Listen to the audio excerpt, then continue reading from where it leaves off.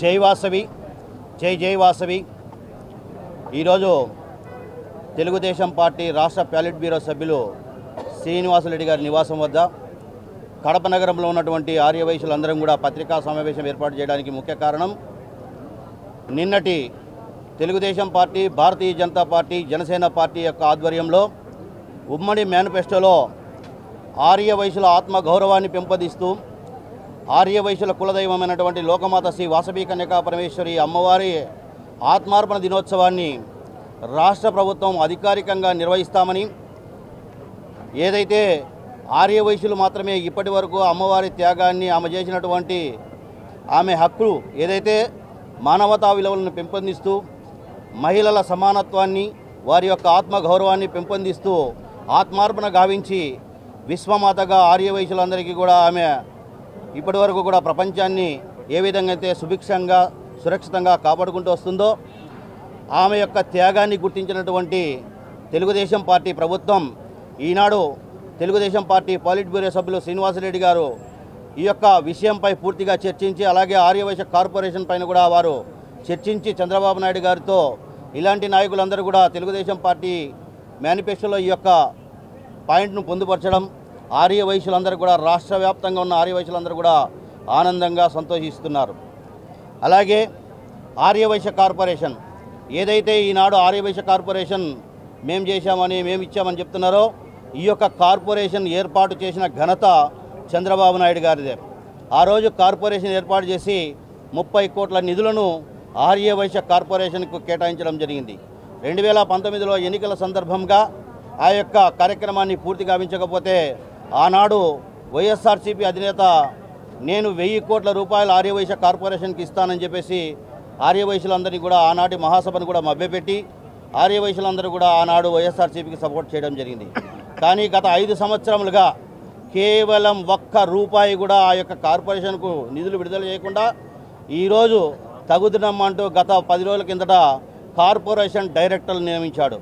అసలు డైరెక్టర్ అనే పదంకే అర్థం తెలియకుండా, అక్కడ ₹1 నిధి లేకుండా ఆర్యవైశ్యులను మబ్బు పెట్టడానికి, ఆ మభ్య పెట్టే క్రమంలో కొంతమందికి కార్పొరేషన్ డైరెక్టర్ పదవులు ఇచ్చారు. ఈరోజు వైఎస్ఆర్సీపీ నాయకులు చెప్తున్నారు, అమరజీవి పొట్టి శ్రీరాములు గారి జయంతి వర్ధంతి కార్యక్రమాలను మేము చేశామని. 2018, 2019 GO number 67, GO number 68 Chandrababu Naidu గారు ఈ యొక్క కార్యక్రమాన్ని మొదలుపెడితే, ఆ తదుపరి వచ్చినటువంటి జగన్మోహన్ రెడ్డి గారు వారి ఇంటి పక్కన ఉన్న కూతవేడు దూరంలో ఉన్నటువంటి అంజద్ బాషా ఇంటి పక్కన ఉన్న పొట్టి శ్రీరాములు గారికి జయంతి నాడు కానీ, వర్ధంతి నాడు కానీ ఆర్యవైశ్యులు పోయి అక్కడ పూలమాల వేసి అక్కడంతా శుద్ధి చేస్తే తప్పక పరిగణించిన రోజు లేదు. ఈరోజు నగర కార్పొరేషన్ కడప మేయర్ గారు సురేష్ బాబు గారి ఆధ్వర్యంలో ఉన్న వారు ఏ రోజు కూడా వారి యొక్క వర్కర్లను పంపించి అక్కడ శుద్ధి చేసింది లేదు. అలాగే మహాత్మా గాంధీజీ జయంతి వర్ధంతిని చేయలేదు. అంటే ఈ దేశానికి స్వాతంత్రం తెచ్చినటువంటి మహాత్మా గాంధీజీని కానీ, అమరజీవి శ్రీ పొట్టి శ్రీరాములు గారిని కానీ గుర్తించుకునేటటువంటి సమయం కానీ ఇంకోటి కానీ లేదు. ఈరోజు తెలుగుదేశం పార్టీ ఏదైతే ఆర్యవైశ్యుల నాయకులను రాజకీయంగా ఎదుగుదలకు తోడ్పాటును అందించాడో, ఈరోజు టీజీ వెంకటేష్ గారు కావచ్చు, ఆయన్ని అత్యున్నత స్థానానికి తీసుకెళ్లడం జరిగింది. వారి కుమారుడు కావచ్చు, సిద్ధ రాఘవరావు కావచ్చు, మద్దాల గిరి గారు కావచ్చు, శ్రీరామ్ తాతయ్య గారు కావచ్చు, ఇలా అనేక మంది ఆర్యవైశ్యులకు రాజకీయంగా పదవులు ఇచ్చి ఉన్నత స్థాయికి తీసుకెళ్తే, ఈరోజు జగన్మోహన్ రెడ్డి గత 5 సంవత్సరాల పాలనలో సిద్ధారావు గారి భవిష్యత్తు అంధకారం చేశారు. ఈరోజు రోడ్లు భవనాల శాఖ మంత్రిగా చంద్రబాబు నాయుడు గారికి అత్యంత ప్రీతిపాత్రమైన నాయకుడిగా ఎదిగినటువంటి సిద్ధారాఘవరావు గారు ఒంగోలు జిల్లాలో టికెట్ లేకుండా అతన్ని ఇంటికే పరిమితం చేసిన ఘనత ఈ యొక్క జగన్మోహన్ రెడ్డిది. అలాగే 84,000 ఓట్లతో రాష్ట్ర ముఖ్యమంత్రి జగన్మోహన్ రెడ్డి తర్వాత అత్యధిక మెజార్టీతో గెలుపొందినటువంటి అన్నా రాంబాబు గారిని ఈరోజు ఒక మంత్రి పదవి ఇవ్వకుండా ఆర్యవైశ్య సామాజిక వర్గంలో వెల్లంపల్లి శ్రీనివాసులు అనేటటువంటి వ్యక్తికి మంత్రి పదవి ఇచ్చి దేవాదాయ మంత్రి పదవి ఇచ్చాడు.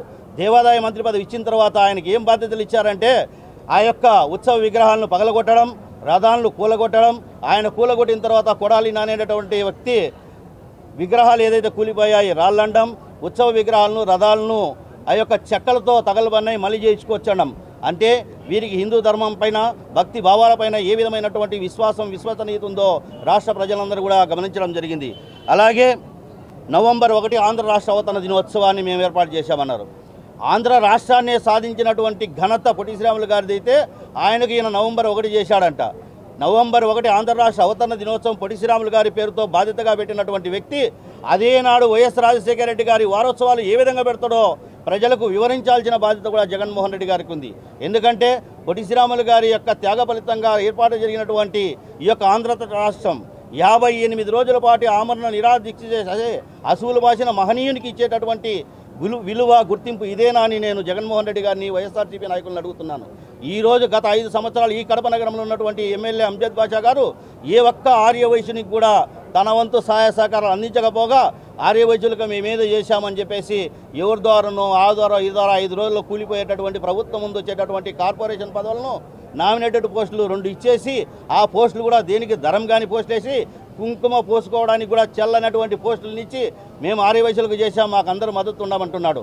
ఈరోజు ఆర్యవైశ్యులందరికీ కూడా మేము ముఖ్యంగా చెప్తున్నాం, తెలుగుదేశం పార్టీ ఏదైతే మాధవిరెడ్డి గారు కావచ్చు, శ్రీనివాసరెడ్డి గారు కావచ్చు, ఆర్యవైశ్యులకు ఎల్లవేళ్ళ తోడ్పాటును అందించేటటువంటి వ్యక్తి.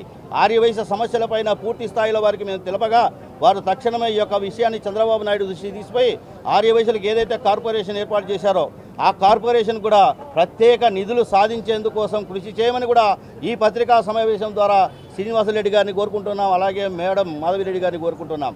ఈ యొక్క కార్పొరేషన్కు ప్రత్యేక నిధులు ఏర్పాటు చేసి ఏదైతే ఆర్యవైశ్యుల్లో పేదరికంతో ఈరోజు హోటళ్ళు కావచ్చు, బజ్జీ కొట్లు కావచ్చు, టిఫిన్ సెంటర్లు కావచ్చు, వివిధ వీధుల్లో అనేక ప్రాంతాల్లో ఆర్యవైశ్యులు పేదరికంతో మగ్గిపోతున్నారు, నలుగుతున్నారు. కాబట్టి వారికి తెలుగుదేశం పార్టీ ఏదైతే కార్పొరేషన్ ఏర్పాటు చేసిందో ఆ కార్పొరేషన్ ద్వారా నిధులు ఏర్పాటు చేసి ఈ యొక్క ఆర్యవైశ్య కార్పొరేషన్ను ముఖ్యంగా ముందుకు తీసుకెళ్లాలని కోరుకుంటున్నాం. మరొక్క విషయం, ఆర్యవైశ్య జాతి ఖ్యాతిని వినువ్యాప్తంగా చేసినటువంటి వ్యక్తి, రాజకీయంగా ఉద్దండుడైనటువంటి వ్యక్తి కొణిజేటి రోశయ్య గారు. ఆర్యవైశ్యులు ఎవరైనా చెప్తున్నారు రాజకీయంగా ఎదిగినారంటే కర్నూలు జిల్లాలో ఉన్న పెండకంటి వెంకట సుబ్బయ్య 27 సంవత్సరాల పాటు పార్లమెంటు సభ్యుడిగా ఎన్నికైతే ఆ తదుపరి రాజకీయాల్లోకి వారసత్వంగా తీసుకుని వచ్చినటువంటి కొణిజేటి రోశయ్య గారు ఆంధ్రప్రదేశ్ రాష్ట్ర చరిత్రలోనే కాదు యావత్ భారతదేశ చరిత్రలోనే 16 సార్లు రాష్ట్ర బడ్జెట్ ప్రవేశపెడితే అటువంటి వ్యక్తి పరమపదిస్తే జగన్మోహన్ రెడ్డి తండ్రి గారికి కుడి భుజంగా నిలబడి, వారి తండ్రి గారికి చేదోడుగా వాదోడు నిలబడి, వారి తండ్రి గారు ఏదైతే సంక్షేమ ఫలాలు తీసుకొచ్చాడో ఆ సంక్షేమ ఫలాలకు నిధులు కేటాయించి రాష్ట్రాన్ని ముందుకు తీసుకెళ్చినటువంటి వ్యక్తి. అటువంటి వ్యక్తి పరమపదిస్తే కనీసము పూలదండ కూడా వేయనటువంటి వ్యక్తి ఈ జగన్మోహన్ రెడ్డి గారు. ఆర్యవైశ్యులు చెప్పుకోవడానికి ఏముందో వైఎస్ఆర్సీపీ పార్టీలో ఉన్నటువంటి నాయకులు ఆలోచన చేయండి. ప్రజాస్వామ్యంలో ఒక రాష్ట్ర ముఖ్యమంత్రి, ఒక తెలుగువాడు ఒక రాష్ట్ర ముఖ్యమంత్రిగా, మంత్రిగా, ఎమ్మెల్యేగా, ఎమ్మెల్సీగా, రాష్ట్ర గవర్నర్గా అత్యున్నత స్థాయికి ఎదిగితే ఆ వ్యక్తికి నివాళులు అర్పించినటువంటి వ్యక్తి ముఖ్యమంత్రి జగన్మోహన్ రెడ్డి గారు అయితే ఆయన ఏదో ఆర్యవైశ్యులకు చేస్తాడో మేమందరం కూడా ఒక 10 మంది 15 మంది వాళ్ళ పోస్టుల కోసం, వాళ్ళ మెహర్బానీ కోసం ఆర్యవైశ్యులందరినీ కూడా రాష్ట్ర వ్యాప్తంగా మభ్యపెట్టేటటువంటి చర్యలు చేపడుతున్నారు. కాబట్టి ఆర్యవైశ్యులందరూ కూడా ఆలోచన చేయండి. ఈ రాష్ట్రంలో చంద్రబాబు నాయుడు గారు తీసుకున్నటువంటి ఆలోచన విధానంతో ఆర్యవైశ్యులకు సమానత్వమైన గౌరవం ఇచ్చడం జరిగింది. ఈరోజు రాజకీయంగా విభేదాలున్నా రోశయ్య గారు పరమపదించిన తర్వాత రోశయ్య గారి భౌతిక కాయానికి నివాళులర్పించి వారికి ఘనంగా నివాళులర్పించిన ఘనత కూడా చంద్రబాబు నాయుడే. రాజకీయంగా వ్యతిరేక భావాలు ఉండొచ్చు కానీ వ్యక్తిగతంగా మనస్తత్వంగా అతను ఒక మెనారిటీ, అతను ఒక మెంటల్ సైకో మనస్తత్వంతో ఈ యొక్క వైశ్యుల్ని కించపరిచే చర్యలు చేశాడు. కాబట్టి ఈ వైఎస్ఆర్సీపీని సమూలంగా నిర్మూలించాలని ప్రతి ఆర్యవైశ్యుడు కూడా తెలుగుదేశం పార్టీకి మద్దతు ఇచ్చి తెలుగుదేశం పార్టీని విజయవంతంగా మన యొక్క పరిపాలన ఏర్పాటు చేసుకోవడానికి సహకరించాలని కడపలో మాధవిరెడ్డి గారికి అలాగే శ్రీనివాసరెడ్డి గారి నాయకత్వంలో ఆర్యవైశ్యులందరూ కూడా పనిచేయాలని మనస్ఫూర్తిగా కోరుకుంటున్నాం. జై వాసవి, జై జై వాసవి.